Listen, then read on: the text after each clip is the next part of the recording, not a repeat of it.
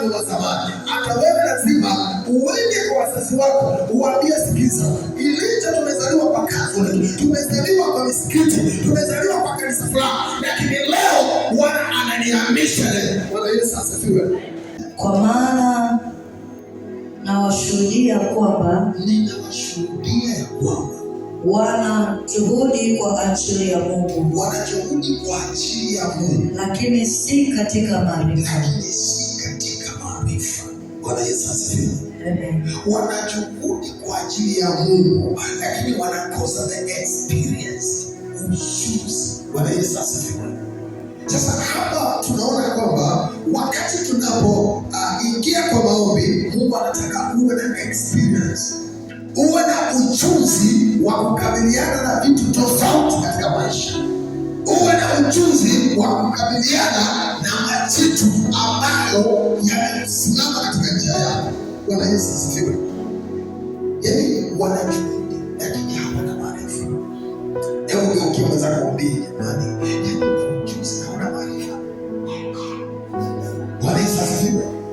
umekimbia kwa Yesu lakini huna maarifa. Uko ndani ya agano la Mungu lakini huna maarifa. Kwa nini? Bwana Yesu asifiwe. Unapokuja ndani ya kanisa inakupasa usikize.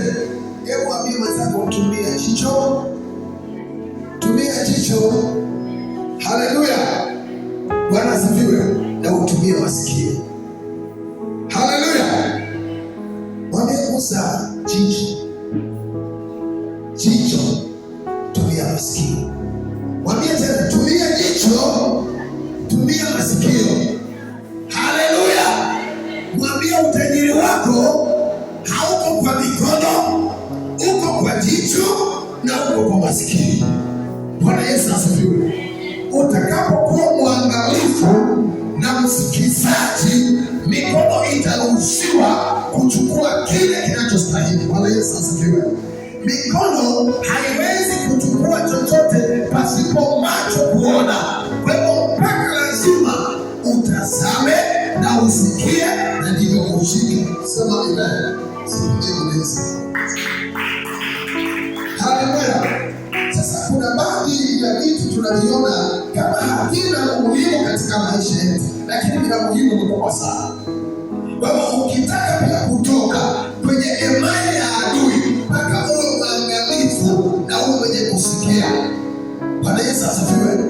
Kwa sababu ukitazama na usikie, utaambiwa kanyaga mahali fulani. Hapo ndipo macho yatatazama na Mungu utakusaidia kutoka. Bwana Yesu asifiwe. Umetumia macho. Bwana Yesu asifiwe. Sasa kinachosababisha tuteseke ni kwamba hatusikii na hatuoni. Haleluya.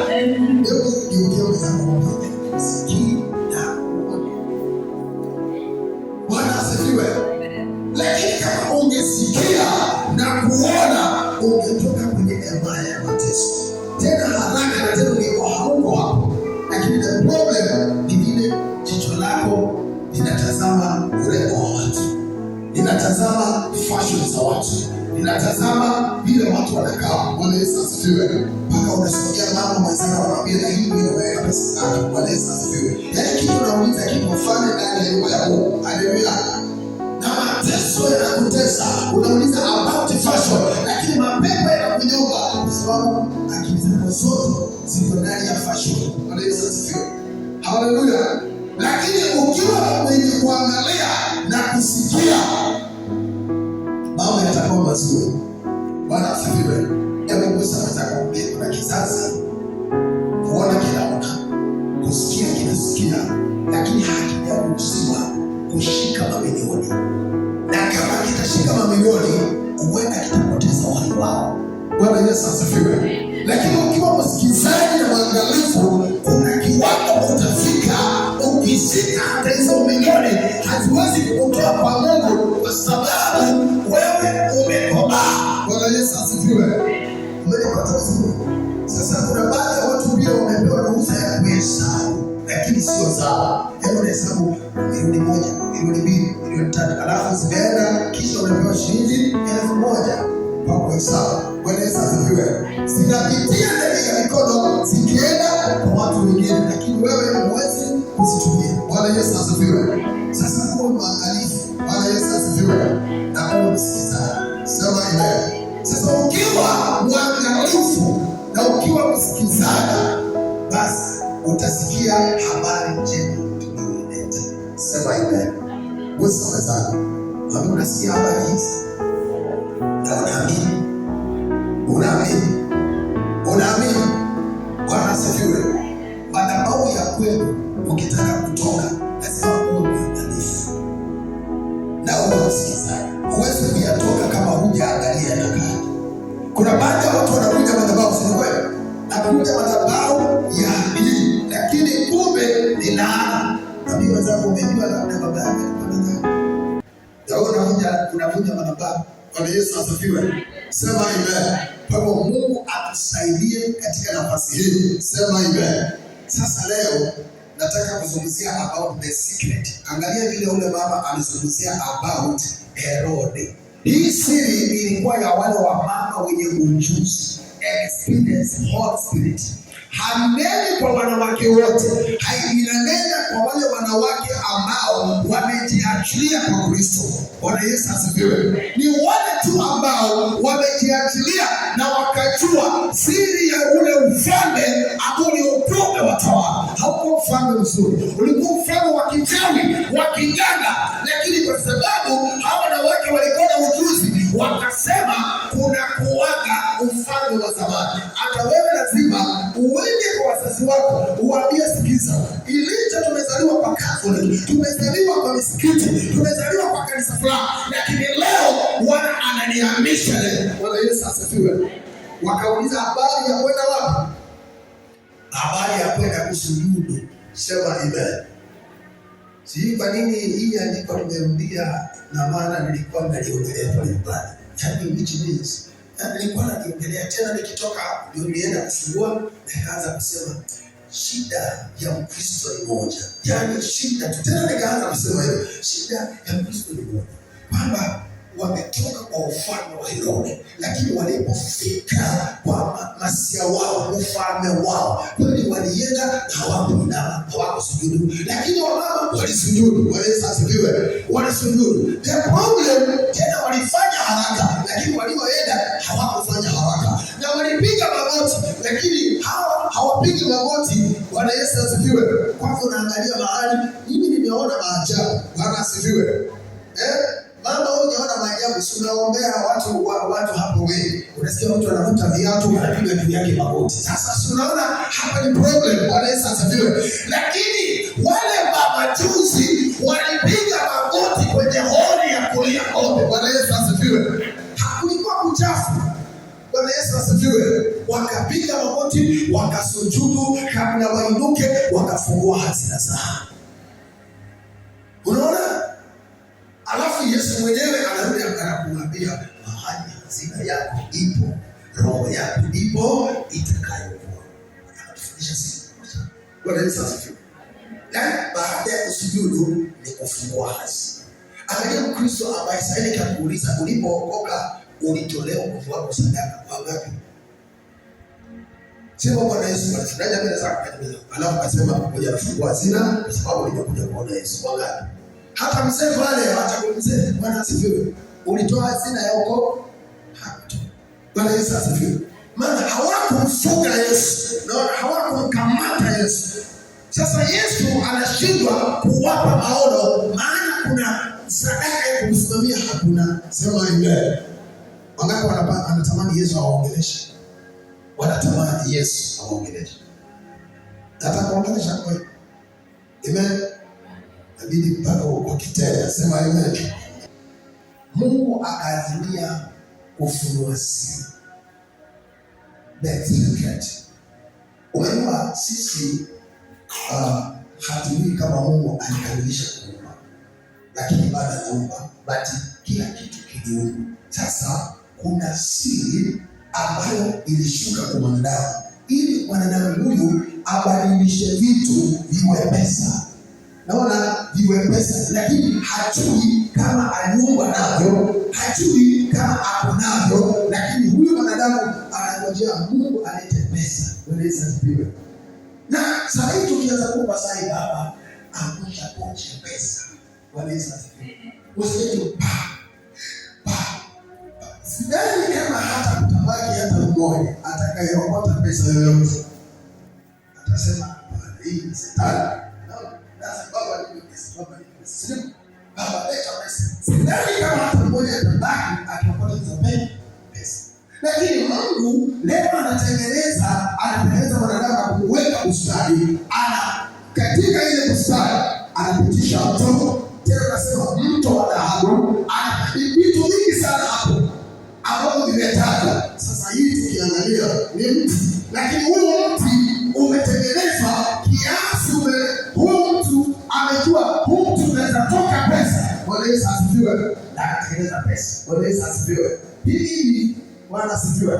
Sasa ni ushangae kwamba Mungu anaumba, lakini watu wanaabudu pasipo ujuzi. Sema amen. Haleluya. Na ndio ile tulikuja tukazungumzia vijana siku moja, akasema experience it is good life. Ujuzi una maisha mazuri. Bwana Yesu asifiwe. Ukiwa unasomea kitu fulani, udaktari, umakanika na vitu vingine, unatembea kwa sababu una makaratasi mazuri, unaitisha kazi pasipokuwa na wasiwasi. Bwana asifiwe. Unaona nini naenda? Lakini ukikosa ujuzi inakuwa ni problem. Bwana asifiwe. Kwa hiyo tukaanza kuhubiri injili kwamba Mungu anataka kutuokoa, na kabila moja tukaiona imelemea sana kwamba hapo tukimwambia kuajiriwa anakwambia hiyo ndoto za usiku ama za mchana. Kwambia hizo ndoto za mchana si kuajiriwa. Na watu wanaitwa Wakikuyu wakasema sisi hatuwezi kuajiriwa. So ako radhi aweke kitu kidogo pale aanze biashara, na ameamini kupitia katika kile kidogo Mungu atakipanua kitakuwa kikubwa. Sasa akaelewa kutoka kwenye mikono ya Farao. Bwana Yesu asifiwe. Lengo ni kutoka katika utumwa, na kwa sababu tunasema Bwana tusaidie kutoka katika milango za Misri. Bwana asifiwe. Sasa tukiwa hapa tunataka nyinyi Mungu awasaidie. Hebu salamia jirani yako, mwambie na chuta ni support nifungue kibanda. Nitachuta support mahali ninunue cherehani, maana nina ujuzi wa kushona. Ninachuta support. Bwana Yesu asifiwe. Hautanipeleka kwa kazi ya utumwa. Bwana Yesu asifiwe. Na utabarikiwa. Sema amen. Sasa ni tusaidiane ili tusonge mbele, tufaane katika safari, tufaane, tuone wenzetu kuwa ni wa maana katika maisha na katika safari. Bwana Yesu asifiwe. Mungu atubariki, Mungu atutendee mema. Lakini Danieli 2 sitaiacha kwa sababu naomba tusome 2:27 na 28, alafu tumalizie hapo, kisha tuweze kuomba na Bwana atatubariki zaidi na atatubariki na atatuinua. Amen. Inasemaje msemaji? Danieli 2 kifungu cha 27 28.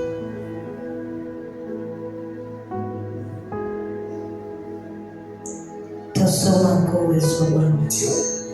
Danieli akajibu mbele ya mfalme akasema, ile siri aliyoiuliza mfalme wenye hekima hawawezi kufunulia.